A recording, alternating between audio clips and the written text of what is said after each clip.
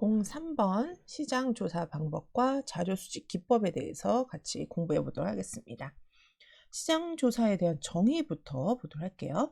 마케팅 조사라고 부르면서 미국 마케팅 협회에서는 상품 혹은 서비스의 마케팅에 있어서 일어나는 문제에 관한 자료를 조직적으로 수집, 기록, 분석하는 것을 마케팅 조사라고 합니다.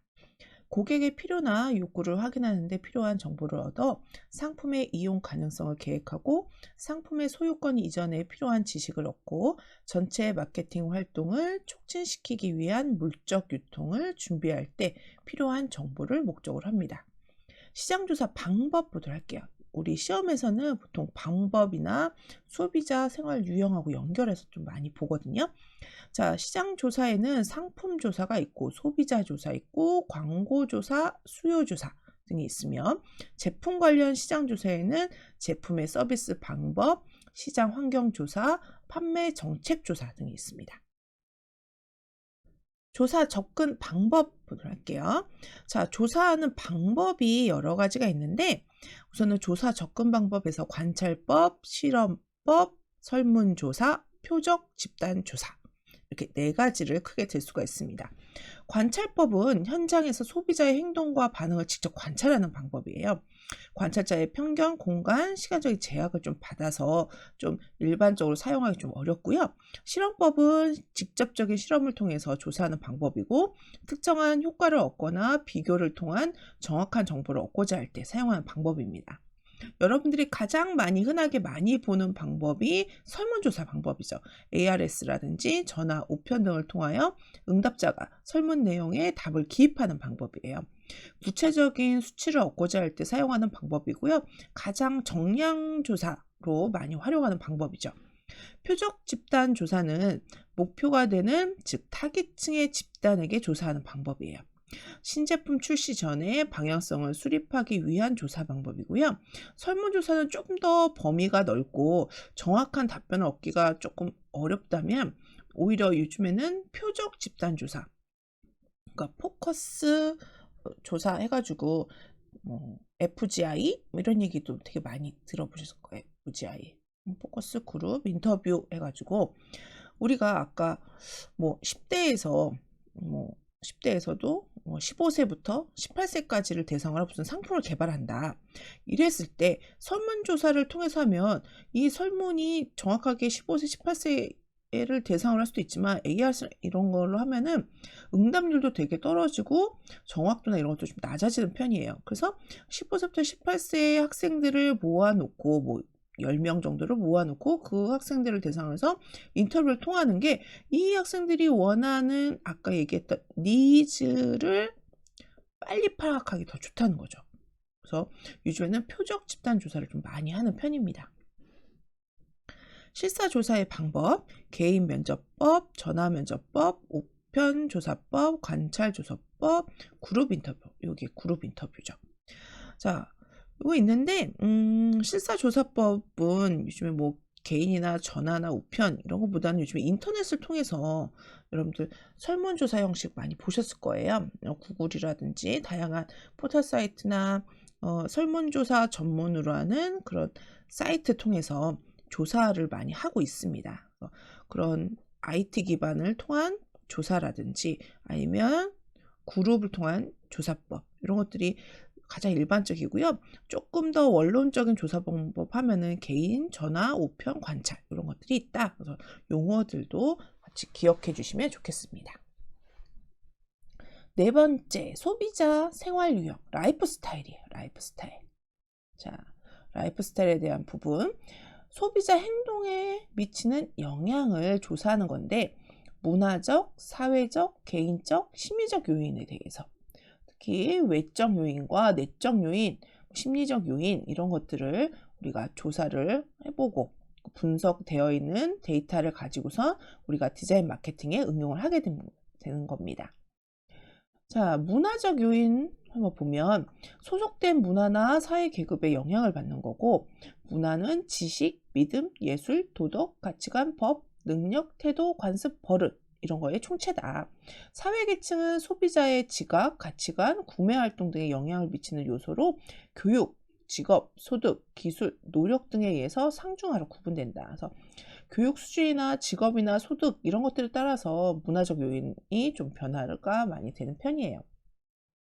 사회적 요인에는 중거 집단, 가정이나 학교, 대면 집단 등의 영향을 많이 받고요. 중거 집단과 대면 집단을 좀 구분해서 보면 중거 집단은 개인의 행동이나 태도에 간접적, 직접적 영향을 미치는 그룹으로 인간의 태도, 의견, 가치관, 의사결정, 행동 등에 영향을 미치는 집단입니다. 대면 집단은 개인의 취향과 의견에 가장 직접적인 영향을 주는 것으로 대면 집단으로 가족, 친구, 이웃, 직장 동료, 접촉 빈도가 좀 많은 그런 집단을 포함해요. 개인적 요인으로는 나이, 남녀노소, 우리 그런 얘기 많이 하죠. 나이, 생활 주기, 직업과 경제적 상황, 개성 이런 걸 영향을 많이 받아요.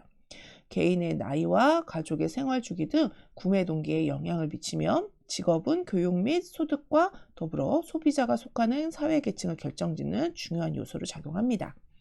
개성은 개인으로 하여금 어느 환경에 대하여 비교적 일관적인 반응을 하는 개인의 뚜렷한 심리적 특성이므로 유형과 상품, 상표의 선택에 어떠한 관계를 알아낼 수 있어 소비자 행동을 분석하는 데 용이하죠. 다음 심리적 요인은 행동 유발, 지각, 학습, 신념과 태도 등의 영향을 받고요. 인간 행동은 동기 유발에서 비롯되고 그 동기가 목표 지향적인 부분하고 연결돼서 욕구를 자극하게 됩니다. 지각은 인간의 내적으로 발생이 되고 외부로 들어오는 자극에 의해서 심리적으로 변화도 하게 된다는 거, 전반적인 심리적 과정을 얘기한다는 거. 학습은 경험에서 나오는 개인 행동의 변화로 적절히 동기하고 강력한 경험을 가지며 반복이 있을 때 학습이 이루어진다. 그래서 소비자 행동에 미치는 여러 가지 영향이 있는데 문화적 요인이 있고 사회적 요인이 있고 개인적인 요인, 심리적인 요인에 따라서 소비자 행동에 미친 영향이 각각 다르게 나타난다는 거죠. 자, 여기서 매슬로우라는 사람들이 느끼는 욕구 5단계에 대해서 얘기를 했는데 요 순서도 되게 중요하게 여러분들 보셔야 됩니다. 자, 요거 시험에 좀 많이 나오는 편이에요. 매슬로우의 욕구 5단계. 자아 실현 욕구, 존경의 욕구, 사회적 수용 욕구, 생활 보전 욕구, 생리적 욕구. 얘는 약간 피라미드 형태로 되어 있어요. 그래서 우리가 아마 도덕 시간, 윤리 시간 같은 때 많이 배웠을 거예요. 최종적인 사람들이 느끼는 욕구는 자아 실현 욕구다. 뭐 이런 것들. 그래서 자아 실현 욕구 같은 경우는 자아 개발, 실현, 자기 가치에 대한 실현 이런 걸 얘기하고 존경에 대한 욕구는 자존심, 지위, 명성, 권위, 타인에 대한 인정, 존경 추구를 얘기하고 사회적 수용 욕구에는 애정, 소속, 사회적 소속감 이런 걸 얘기합니다. 생활 보존 욕구는 질서 보호, 생활 안전, 생리적 욕구는 음식, 성, 생존, 의식주에 대한 욕구. 이게 가장 기본적인 욕구고 최상의 욕구에는 자아 실현 욕구가 있다. 그래서 매슬로우의 욕구 5단계 이런 거 시험에 많이 나와요. 단계 물어보는 거. 소비자 유형의 특성을 보면 관습적인 특성이 있고 감성적, 합리적, 유동적, 가격, 중심적 집단, 신소비 집단, 소비자 유형이 이렇게 나눠지는데 더 세분화시킬 수도 있고요. 가장 이것도 원론적인 분류라고 볼 수가 있겠습니다. 관습적 집단은 특정 상품에 대한 선호도가 되게 높아요. 습관적으로 상품을 구매하는 집단. 그래서 어떤 사람은 오뚜기 라면만 먹는 사람 있고 어떤 사람은 무조건 라면은 신라면이지 하고선 그것만 구입하는 사람도 있고 특정 상품에 대한 선호도가 높아서 습관적으로 무조건 그것만 구입하는 사람. 그거를 관습적 집단. 술도 마찬가지죠. 술도. 누구는 진로 참이슬을 좋아하고 누구는 처음처럼을 좋아하고 뭐 맥주 같은 것도 관습적으로 선택하는 집단들이 꽤 많이 있습니다. 그다음에 감성적인 집단. 유행에 되게 민감해요. 이번에 뭐 나팔바지가 유행이다. 그러면은 다 나팔바지를 사서 입어야 될 것 같고 왠지 뭐 머리가 갈색 머리가 유행이다. 그러면 갈색 머리 다 해야 될 것 같고 짧은 단발머리가 유행이다. 그러면 그 단발머리 해야지 직성이 풀리는 사람들. 자, 유행에 민감하며 개성이 강한 제품을 선호하는 집단.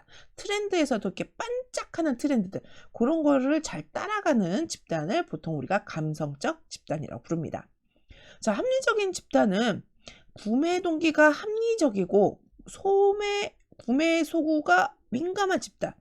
자, 가격도 따져야 되고요. 그러니까 가장 경제적인 부분. 내가 이게 꼭 필요한가?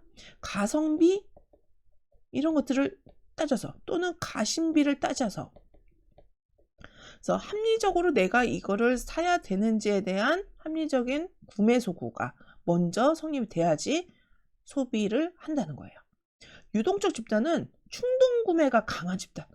왜냐면 오늘 나가면 립스틱이라도 하나 사와야 될 것 같아. 슈퍼 하나 갔으면 내가 아이스크림 하나라도 사와야 될 것 같아. 그리고 뭔가 봤을 때 너무 마음에 드는데 이거? 내가 오늘 사려고 나온 이유는, 쇼핑몰에 온 이유는 구두를 사러 왔는데 가다 보니까 블라우스가 마음에 들어. 또 그것도 하나 사고, 이어폰도 하나, 집에 여러 개 있지만 또 사야 될 것 같아. 신제품이래. 그래서 나도 이어폰도 하나 사고. 이렇게 충동 구매가 강한 집단은 유동적 집단. 가격 중심적 집단은 제품 구매 시에 가격에 특히 민감한, 아까 가성비 얘기했는데 그 중에서도 가격에 특히 더 민감한 집단을 가격 중심적 집단이라고 부릅니다. 신소비 집단은 주로 젊은 층, 뚜렷한 구매 동기가 없는 집단. 내가 왜 사는지 몰라. 그냥 샀어요. 이런 충동 구매랑은 살짝 좀 다른 것 같아요. 그래서 신소비 집단으로 좀 구분하고 있는데, 지금은 이런 소비자 구매 유형 같은 것도 나온 지가 한 20-30년 된 것 같아요. 요즘에는 또 다른 개념으로 소비자 유형을 또 나누고 있는 것 같습니다. 그래도 우리는 가장 원론적인 거, 시험에 나오는 걸로 외워야 되니까 요 소비자 유형 특성들 알아두시기 바랍니다.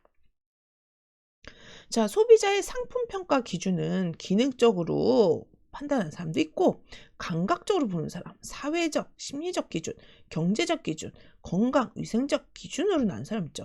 요거는 그냥 여러분들 쭉 읽어보시면 다 이해가 될 거예요. 기능적인 부분은 당연히 기능 위주, 어떤 재료로 얼마나 튼튼하게, 얼마나 성능이 좋게, 어떤 효과를 누리게 할 것인가. 감각적인 부분은 디자인, 우리가 미적인 부분, 심미적인 부분이에요. 스타일, 색채, 디자인, 맛, 냄새, 이런 것들. 사회적, 심리적 기준은 고가, 외래품, 유행, 신형, 이런 것들. 경제적 기준에는 저가, 우수 품질, 유지비. 건강, 위생적 기준에는 영양, 무해, 건강, 청결 위주. 이렇게 그냥 한번 쫙 읽어보면 이해하실 수 있을 겁니다. 5번째, 소비자 구매 심리 과정.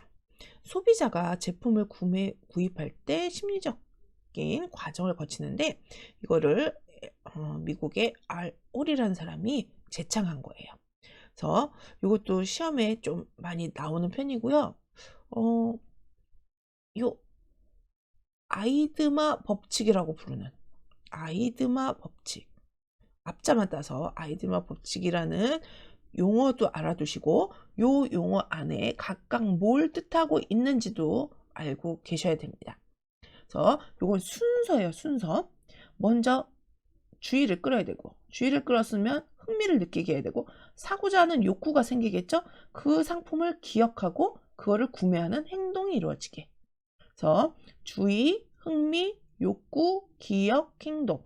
앞자만 따서 AIDMA, 아이드마 법칙이에요. 소비자가 구매하는 심리 과정, 아이드마, 이렇게 외워두시면 되겠습니다. 누가 제창했고 이런 거 안 나와요. 소비자 구매 심리 과정 순서가 중요합니다.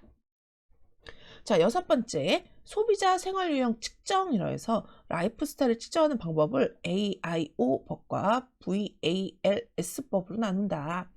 AIO 법은 활동과 흥미와 의견 중심으로 사람들이 어떻게 생활하고 있는지 그런 것들을 분석하는 걸 얘기하고요. VALS법은 욕구지향, 외부지향, 내부지향, 이런 항목들을 측정해서 우리가 분석하는 방법을 얘기해요. 다차원 측정법에는 이런 여러 가지 항목들을 다 조합을 하고 거기에다가 이제 포지셔닝 맵하고 연결해서 다차원 측정법을 이용을 합니다. 우리 이런 라이프 스타일을 모두 다 정리를 해서 대표적인 사람을 우리가 디자인 마케팅 하거나 이럴 때 페르소나라는 거 들어보셨나?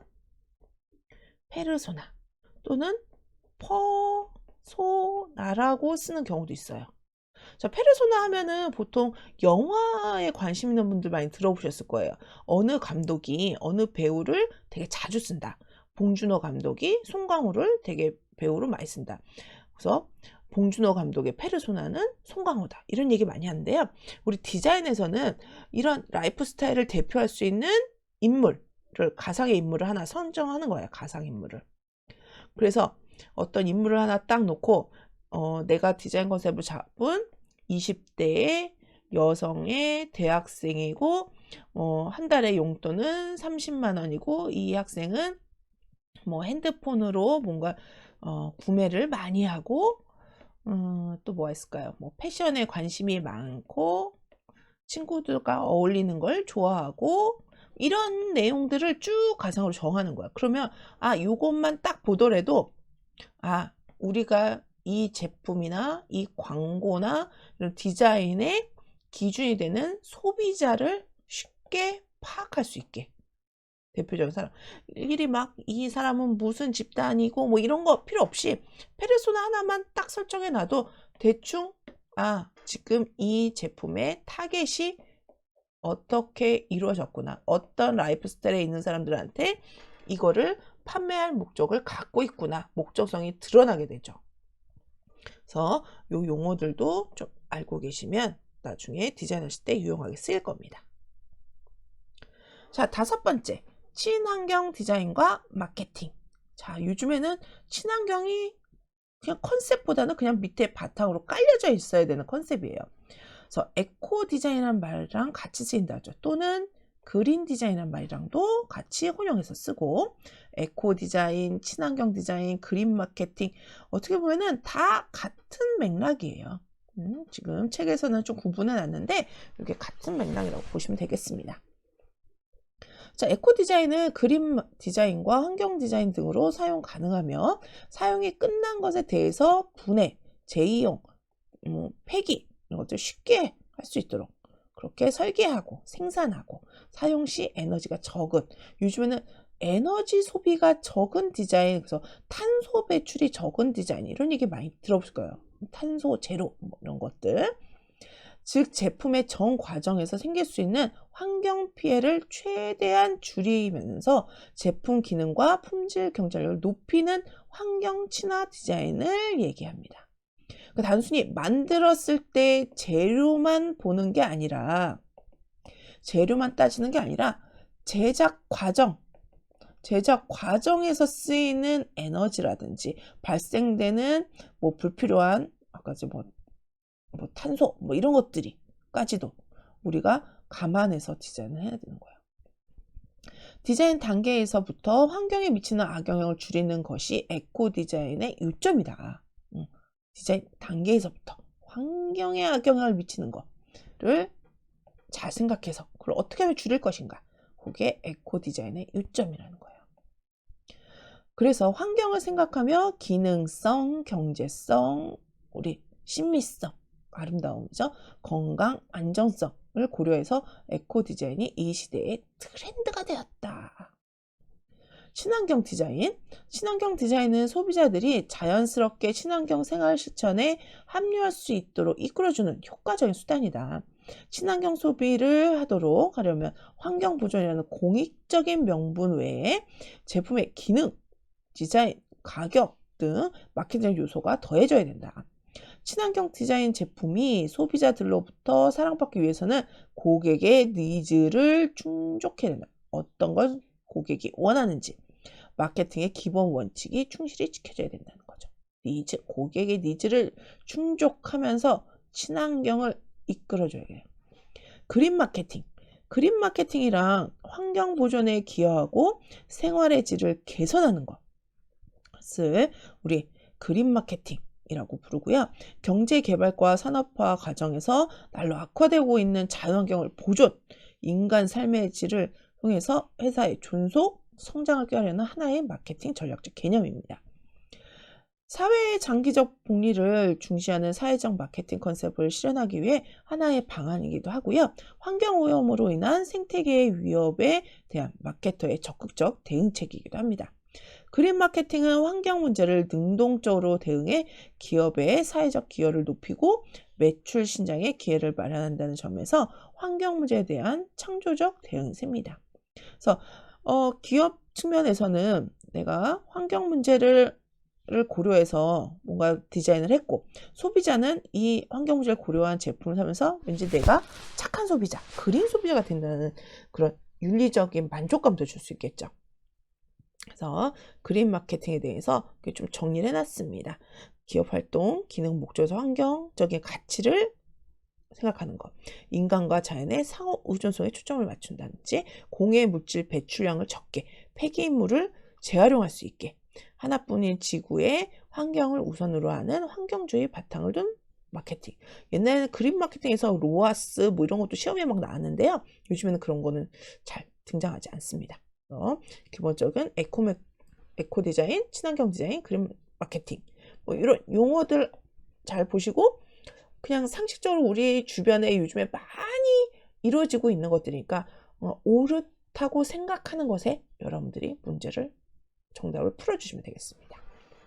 자, 그러면 기출문제 한번 보도록 할게요.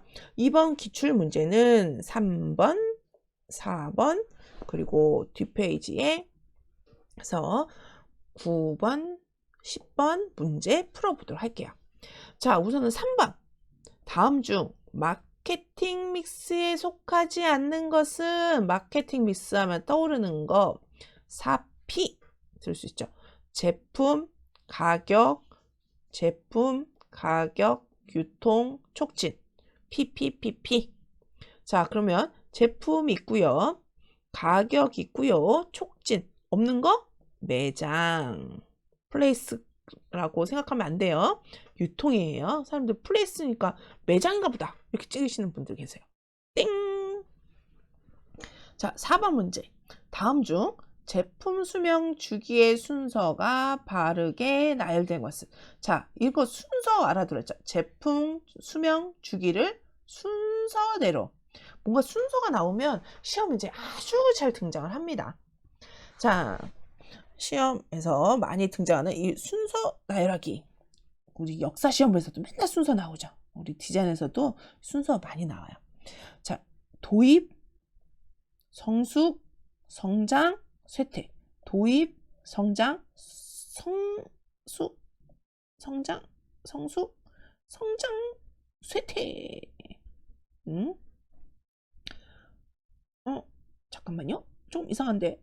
도입기 4번에 잘못했으면 4번에 요건데, 띵, 여기 잘못됐죠. 요 두 개가 성장을 해야지 나중에 성숙을 할 거 아니에요.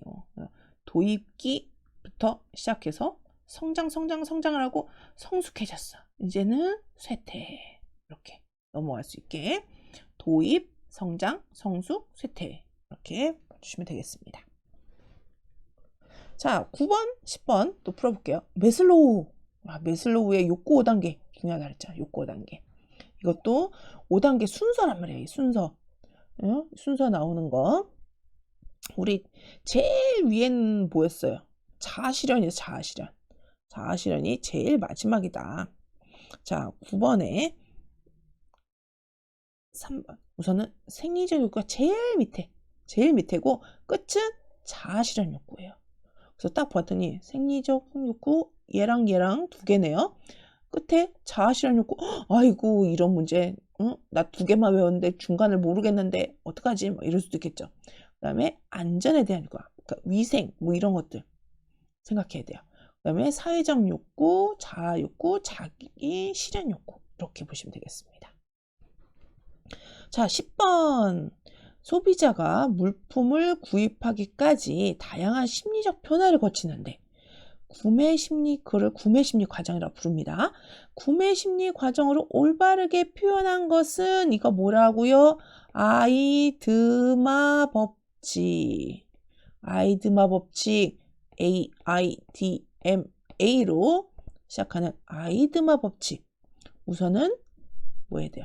주목! 눈에 띄어야 돼요. 그 다음에 흥미를 느끼고 사고자 하는 욕망이 생기고 머릿속에 그 브랜드를 기억하고 있다가 구매까지 이루어지게. 주목, 흥미, 욕망, 기억, 구매까지 이루어지는 거. 아이드마 법칙.